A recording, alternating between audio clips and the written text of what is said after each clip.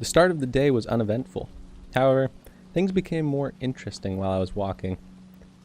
Lost in my own thoughts, trying to figure out how many hunters it would take to realistically bring down a mammoth bear.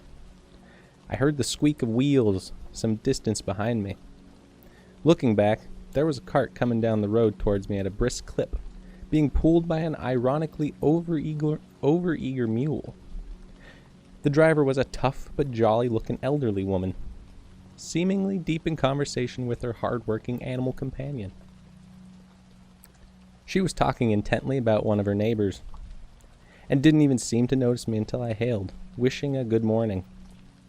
Dragging the mule and the cart to a stop with the reins, and with a cheerful grin and greeting, she introduced herself as Agatha, and her mule was Bila. Asking where I was headed, Adara, I replied, stating that I was taking the old roads for more of a scenic trip than was provided by the often crowded main roads. Since we're both going the same way, wouldn't it make sense to make you walk the whole way? How about a lift? Agatha asked. I obliged, and threw my pack in the back before hoisting to sit on a soft-woven blanket next to her. At least someone thought of comfort for old bones. I had been on carts with simple wood benches and paid for it. Agatha's reason for travel was a little less clear, as she launched into a very long-winded tale of family possessions, coupled with a long list of relative names, making my head spin trying to keep it all straight. From what I could tell, she was settling some family business, and this was the last of some trinkets being brought to an extra cantankerous relative in a remote village. It was a lively conversation all around, with Agatha freely switching between talking to me and the mule, the creature even interjecting its own opinion with a snort or bray from time to time. There was a lot of time to talk, bumping down the overgrown lane, and I for one welcomed the company. Traveling alone could be isolating and lonely. Seeing my spear prompted a conversation about my past. Feelings of regret welled up as I recounted the things that had happened in my youth. Taking the life of fellow humans and creatures of Earth, no matter how corrupt or evil, left a heavy toll on me. She reached out, consoling me, thanking me for making the sacrifice to keep the land and its inhabitants safe.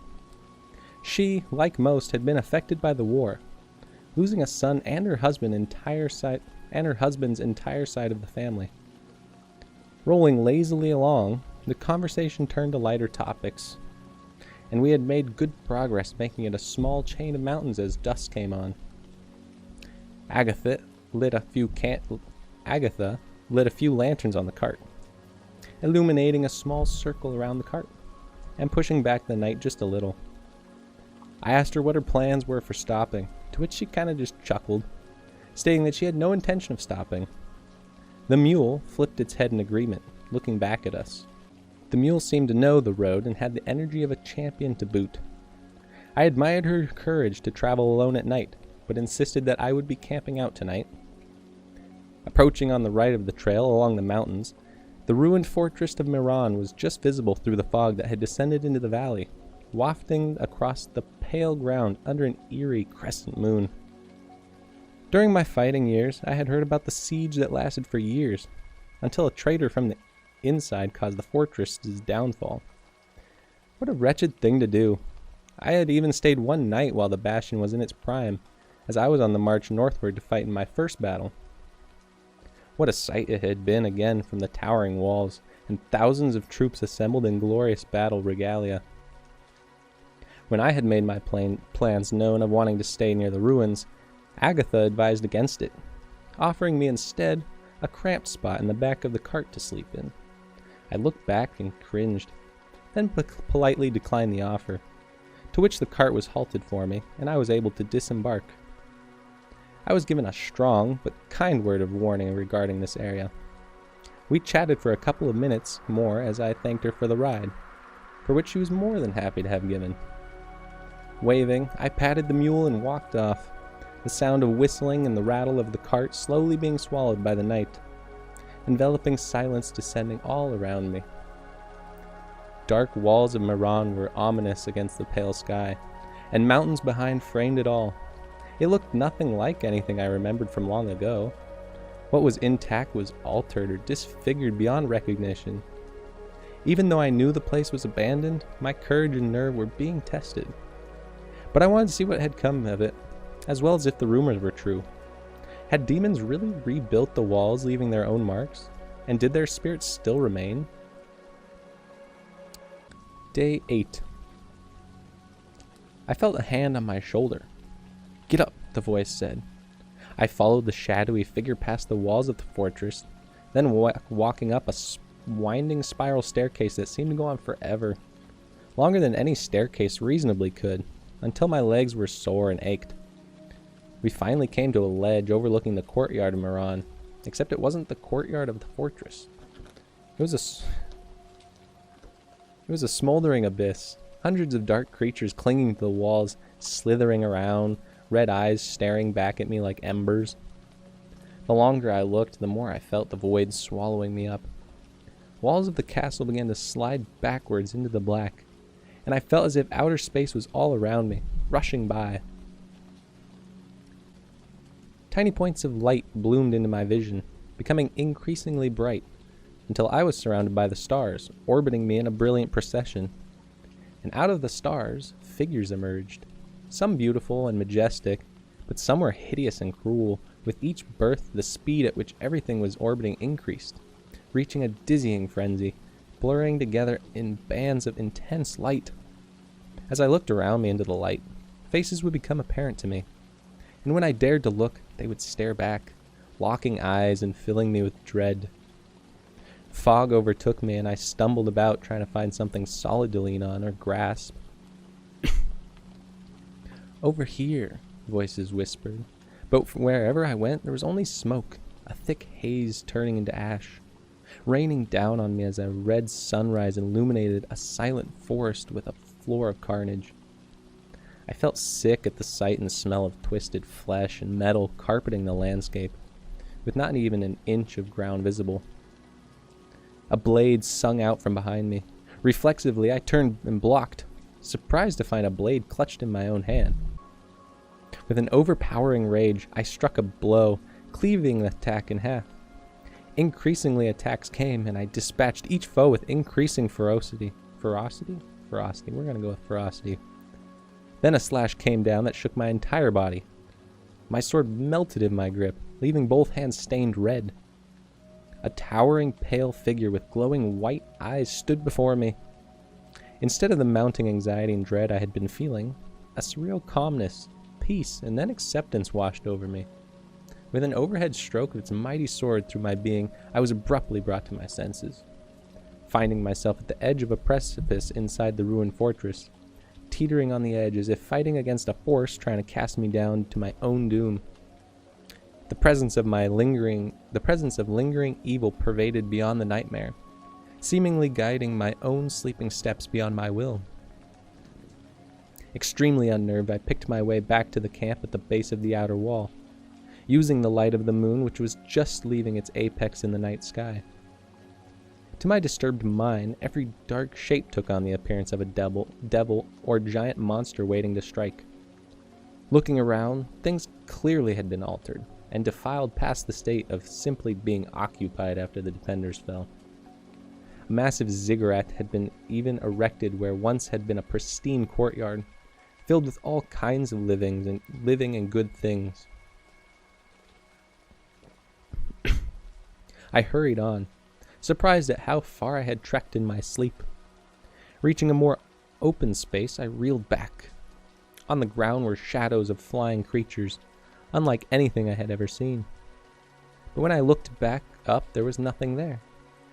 Running now, it became my folly, for in my flight I tripped over a pile of rubble, which sent me sprawling, landing face to face with an overturned statue of a terrifying human hybrid that had the torso of a man, but the head of a bat and the lower body of a serpent.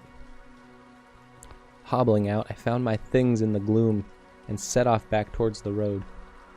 I could only make it until midday before fatigue and the pain in my bruised and swollen leg forced me to stop. There was a good tree to sit under, and I spent some time trying to find mental composure.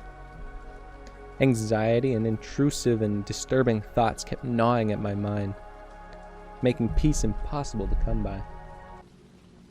Closing my eyes and focusing on my breath, I began to acknowledge and subsequently dismiss the thoughts that flowed in and out of my head, one by one, until all that was left was emptiness, into which I asked for protection from that which is beyond the world. Afterward, a strong sense of tranquility washed over me, and I had the overwhelming sensation that everything was going to be all right. With a half smile, I lay in the shade and slept for a long time, dream-free. Day 9. I made good headway along the path during the next morning. My sleep lasted the entire afternoon, and the night of the previous day, being thoroughly exhausted from my encounter at Meran. A strong feeling of optimism was now in my chest as I set out, dawn just breaking. The land was becoming increasingly more wild and untraveled as I journeyed on. Few people came this way except for the more rural sort, those people who wished to live in their own company. Now, the road was a little more than a part of its surroundings, as it was choked over with grass and stones. Little more than a small depression in the ground, roaming ever on. After the ash plains surrounding Meran, it was nice to see nature reinstating its presence with a vigor. The land was now dotted with an abundance of young trees, many of which were bearing good fruit, which I eagerly indulged in along the way. Seeing a large wooded grove in the distance, I decided it would make for a good place to spend some time for a meal, and possibly a soak for my sore leg. The large cluster of aged trees stuck out from its surroundings, appearing quite old compared to its surroundings, having an almost mystical aura about it.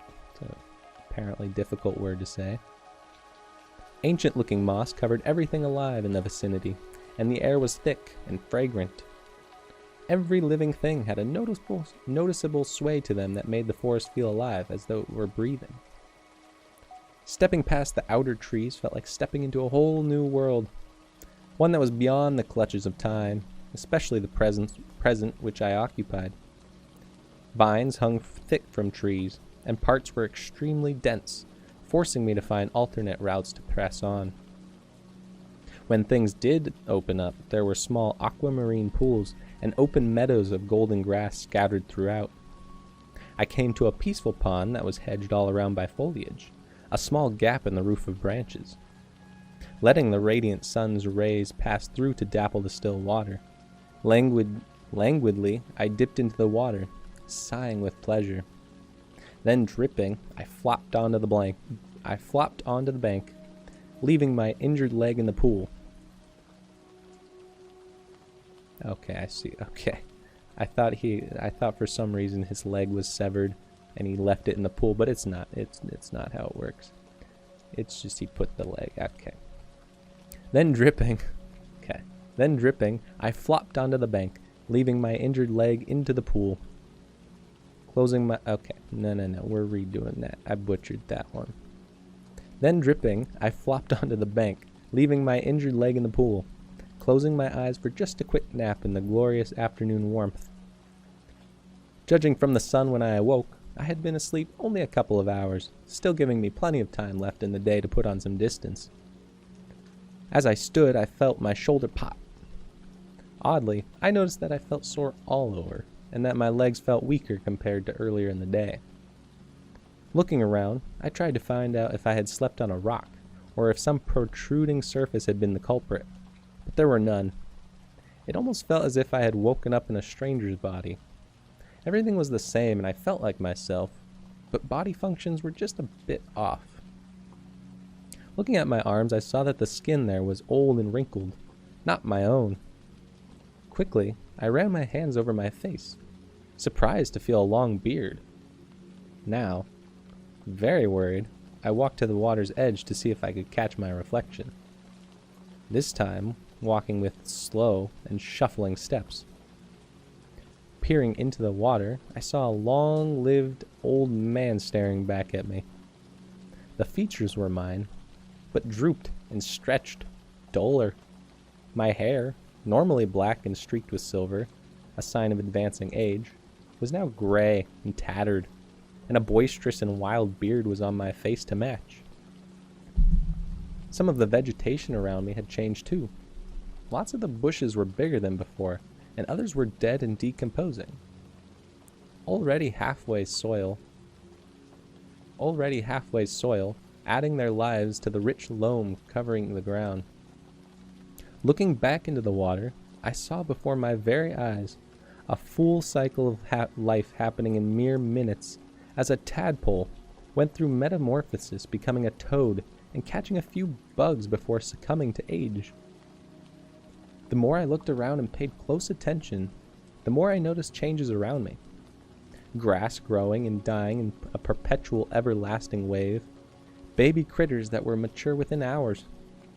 It seemed as if time had no hold here, and if that were the case, then lingering would cost me years, and maybe even my life.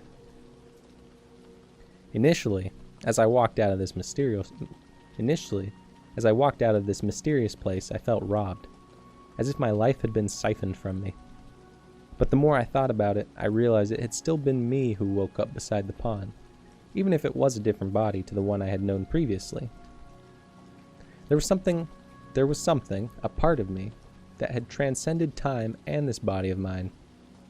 An epiphany hit my mind, and I knew that whatever part of me that consisted of was going to persist even when the natural physical way took its course. And just as when you are born, your consciousness is ignited, similar to rising from slumber each morning, so the sleep of death was necessary to be able to wake into new life. The thought was comforting as I shuffled my way forward, more cautious and ginger than when I first came through, tromping in strength and fitness. The golden haze that lingered thinned out as I neared the edge, and I felt the presence of the outside world reach my senses. After leaving, I looked back and saw the leaves of the trees changing color in spectacular fashion, going from the cool greens of spring and summer to a brilliant fiery orange. It was magical to behold.